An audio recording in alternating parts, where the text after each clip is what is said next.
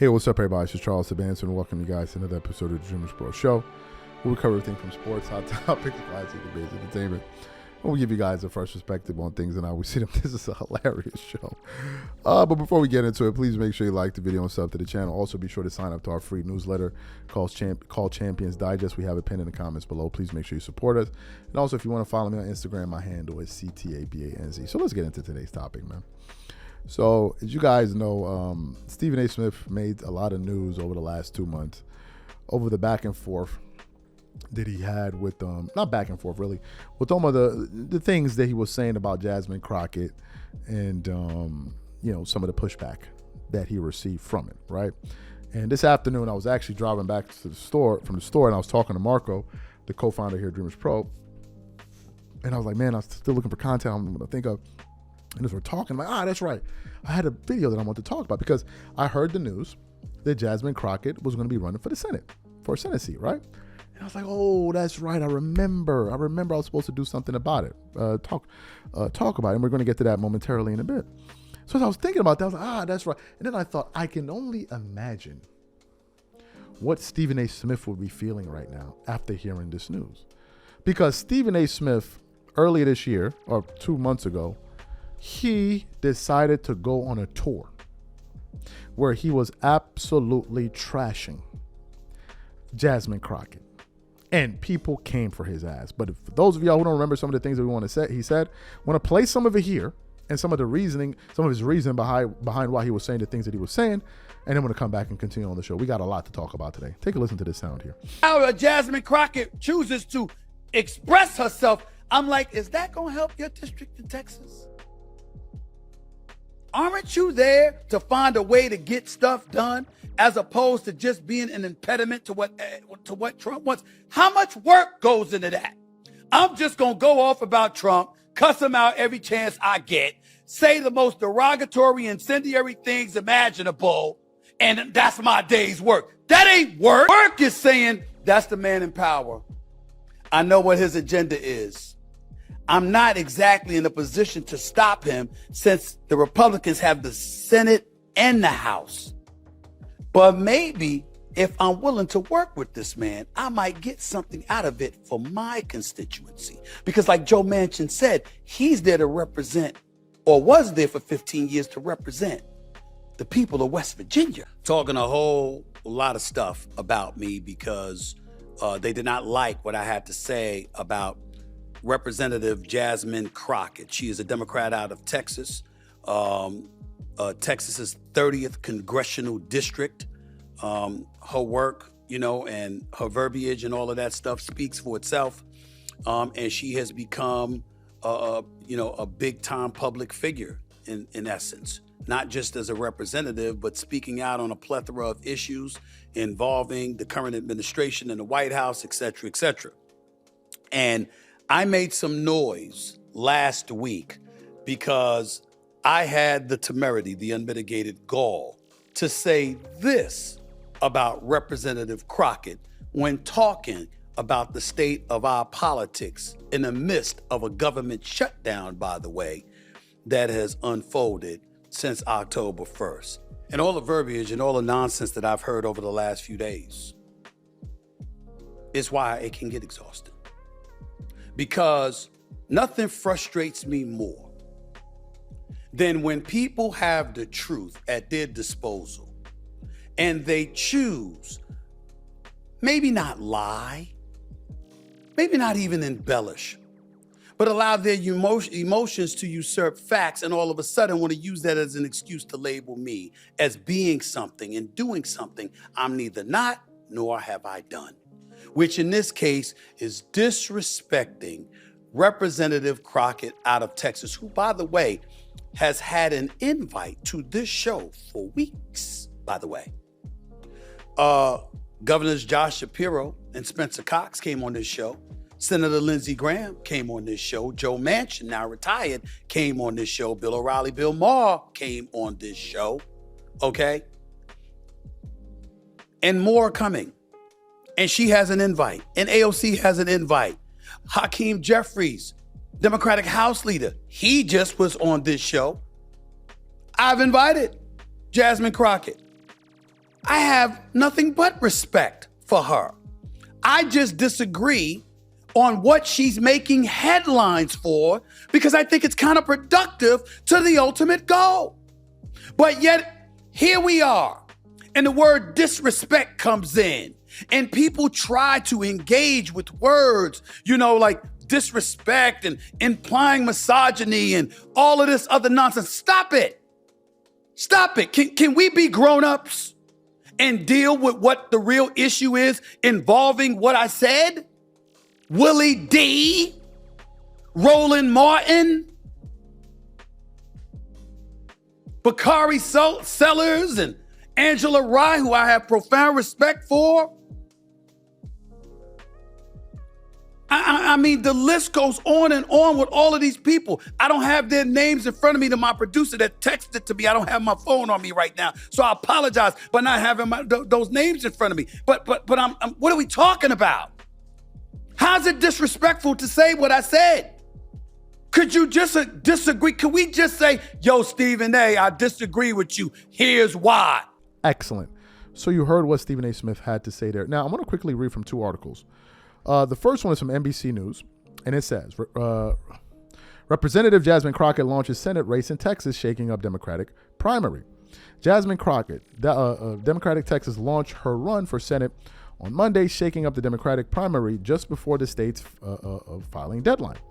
Crockett joins the race to take on GOP Senator John Cornyn, who is facing multiple primary challenges himself. The two-term Congresswoman's decision also comes as her Dallas-based House seat was redrawn in a GOP-led redistricting effort. There are a lot of people that said, you got to stay in the House, all right? We need your voice. We need you there. Crockett told her supporters as she launched her campaign Monday night. And I understand that.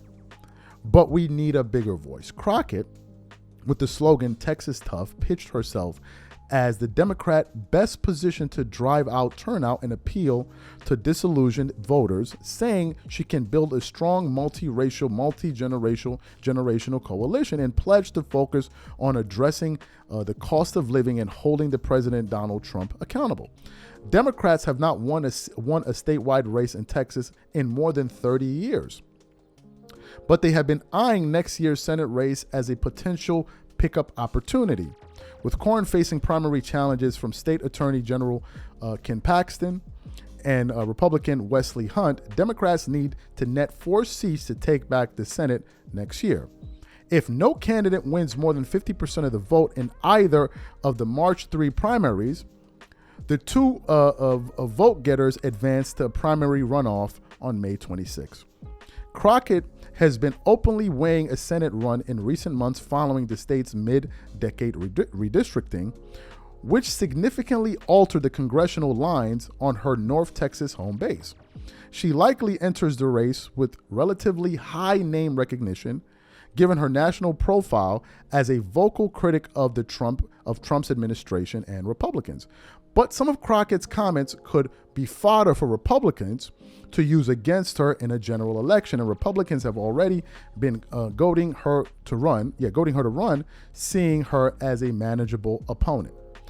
You have that article, and then I want to some of our adversaries said, but I also want to read from another article. This is from The Hill, right? And this is from the president himself, President Donald Trump, reacting to this news. And it says, Trump says Crockett's Senate run a gift to Republicans. I want to read just a little bit more before we get into what we're going to say here. President Trump on Tuesday called Representative Jasmine Crockett entrance into the Texas Senate race as a gift to Republicans. She's a low IQ person. I can't imagine she wins, Trump told reporters while en route to a speech in Pennsylvania. Maybe she'll get the Democratic nomination, but I think it's a gift to Republicans. I've watched her for the last 2 years. I can't even believe she's a politician, actually. What are my thoughts about this, right? Obviously, President Donald Trump is not a fan of Jasmine Crockett, understandably, because she's been very vocal against him. I have a few things that I'm looking at here. The first thing is this. I'm really going to be interested to see the coverage from Stephen A. Smith towards Jasmine Crockett.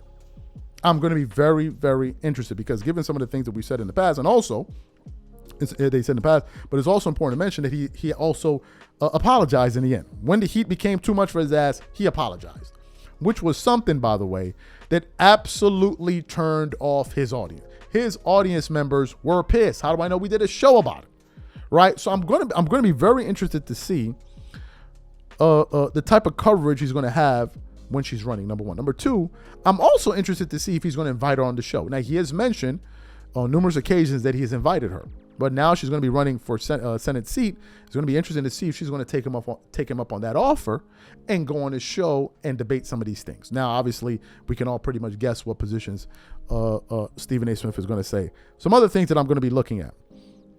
I want to see what some of her campaign slogans are going to be. We just mentioned it just now. I want to see what her messaging is going to be like. I'm also going to be looking at her ability to fundraise. And for those of you who know, it's very important. For those of you who don't know, it's damn important.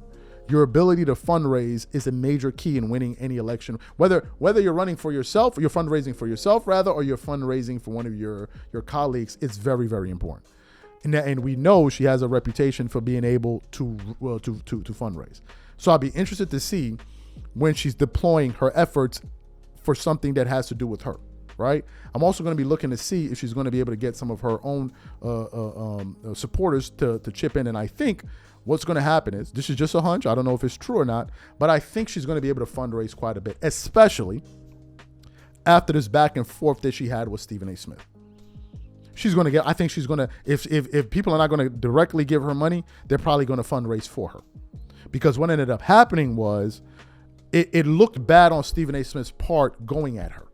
And she got a lot of external support from some notable people, like celebrities, right? Who went out there and were like, no, you can't do this, blah, blah, blah, blah. So I'm going to be interested to see how that works out as well. In terms of her being the future of the Democratic Party, as of now, we don't know.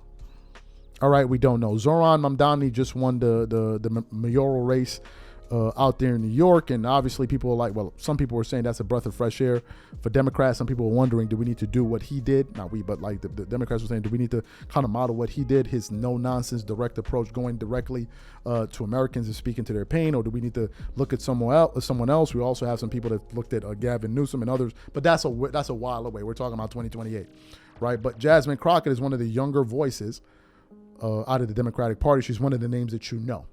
Right, so we have to see how she's going to do during this race. But man, I am going to be very, very, very, very interested to see what Stephen A. Smith is going to say. Is he going to give her a fair shake? We don't know, right? Because what I expect her to be more of what she is. I expect her to be more of what she is. And the things that turned off Stephen A. Smith about her in terms of her rhetoric, the way that she spoke. This is what I was saying in some of those shows we reacted. But it's like, bro, have you been following politics over the last 3 months? Like 6, 7, 8, 9 months? Have you been following politics? Don't you know that the decorum is all the way, like they threw that to the wind. It's like the Wild Wild West. Anything that you think of can be said now. We are living in one of the most outlandish times in American history. People are just coming out here and saying anything. Political correctness doesn't even exist anymore. So that was one of the reasons why I was so confused by Stephen A. Smith calling her out the way he was calling her out. Like, you're saying this. I'm like, bro, have you heard what people are saying? Didn't I just read you a quote of the president calling her a low IQ person? When before in the history of politics in the United States will you hear sitting presidents calling other members of the government, talking about these people are low? When have you ever heard that? Like, bro, where do you live? What about Laura Loomer and all of it? This is the way it is. And frankly, that whole thing of, oh, come give me a hug, give me a kiss, let's just be, it ain't gonna work. It ain't gonna work. To me, what I've been noticing, and the Democrats really dropped the ball, is that they're really beginning to change some of their strategy. One of the things where the Republicans whooped their asses was their ability to reach out to younger people. They weren't looking at it from this pompous standpoint of, oh, you know, when we're talking politics, we're only going to be getting people that's on TV. No. Trump said, look, man, I'm going to go to podcasters. He went to the Andrew Schultz show. He went to the Joe Rogan show. I think Kamala Harris was meant to go to Joe Rogan show. She turned it down. I think she wanted him to go see her or whatever it is. And I think he wanted it. I think it showed like 2 hours, 3 hours. She wanted it to be 45 minutes or so. So they dropped the ball. But and they paid for it. But what they're witnessing now is what you witness now is that if you look at a lot of these political shows, you see a lot of guys that have podcasts that are on YouTube. You'll see them now on CNN and in MSNBC because they're like, oh, oops, we dropped the ball. So the Republicans were ahead of the curve when it came to forecasting and understanding the pulse of Americans, especially young voters. And the Democrats are quickly waking up to things, right? So from that standpoint, they're still playing catch up. The Republicans have a head start on them when it comes to that. So things are changing quickly. And the methods of the past no longer seem to work. Caution has been thrown to the wind. So it'll be very interesting to see. You guys let me know what you think about our analysis. Whatever you guys think, please leave your thoughts and comments in the comment section. We'll catch you guys on the next show. I'm out. Peace.